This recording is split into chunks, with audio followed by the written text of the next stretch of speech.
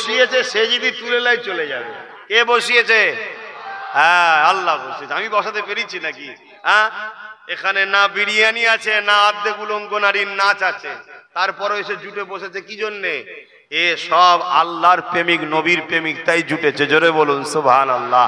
হতে পারে খালি মাথায়, হতে পারে প্যান্ট শার্ট পরা, বাইরেটা পচেছে, ভেতরে ঈমান এখনো ঠিক আছে। জোরে বলুন সুবহানাল্লাহ।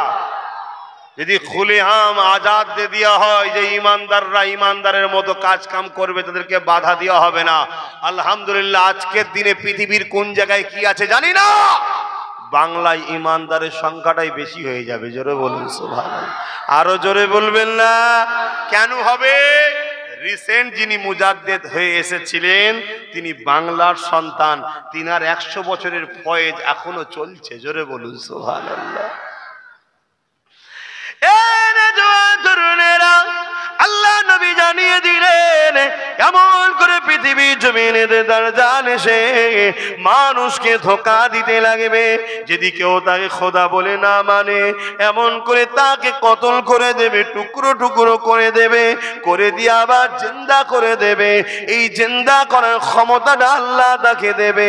এ যুবকেরা এমন করে জিন্দা করে দিয়ে বলবে যে আমাকে আল্লাহ বলে মানো।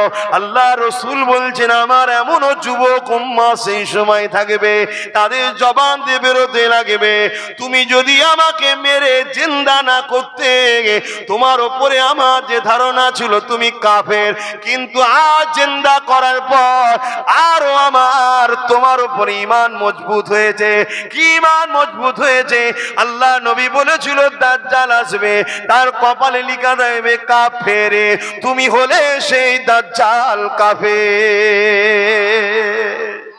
আমার নবী বলছে আমার এমনও উম্মত থাকবে যুবকরা, তখন তারা ডাইরেক্ট বলবে যে তোমার এই জিন্দা করাতে আমার ঈমান আরো পাকা হয়ে গেল নবীর হাদিসের উপরে, তুমি হলে সেই নবীর ভবিষ্যৎবাণী।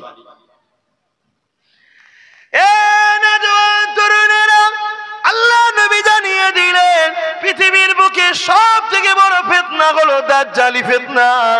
সামান্য দাজ্জালের চেলাদের ফিতনায় যদি আমরা অতিষ্ঠ হয়ে যাই, সামান্য দাজ্জালের চেলাদের ফিতনাতে যদি আমরা দিশেহারা হয়ে যাই, সামান্য দাজ্জালের চেলাদের ফিতনাতে যদি আমরা আমন করে দিবা দিক উদিক হয়ে যায়, সামান্য দাজ্জালের চেলাদের ফিতনায় যদি নিজেদের ঘরে আল্লাহ নবীর দিক থেকে সরিয়ে নিয়ে দূরে চলে যায়, তাহলে দাজ্জালি ফিতনাতে আমাদের ঘরের ছেলেদের কি হবে উপায়?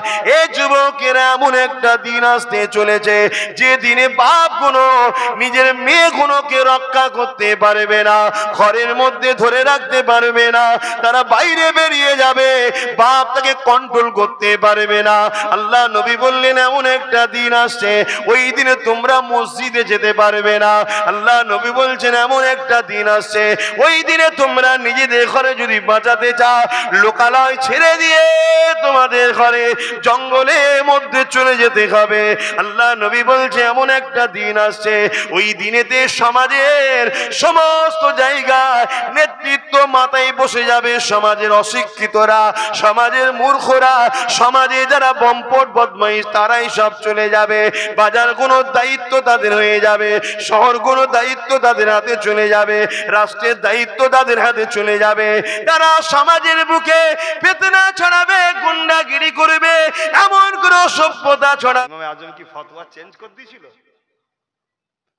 যদি ভালোবাসো যাবে, দুনিয়াকে ভয় করে নয়, ও খুলিয়ে যাবে। ভাইয়ের কাছে এসেছি, নবীর গোলামের কাছে এসেছি, নবী বংশের সন্তানের সঙ্গে দেখা করতে এসেছি। হ্যাঁ আলহামদুলিল্লাহ, অহংকার ন আম্মা বিনিআমাতি রাব্বিকা ফাহাদ্দিস।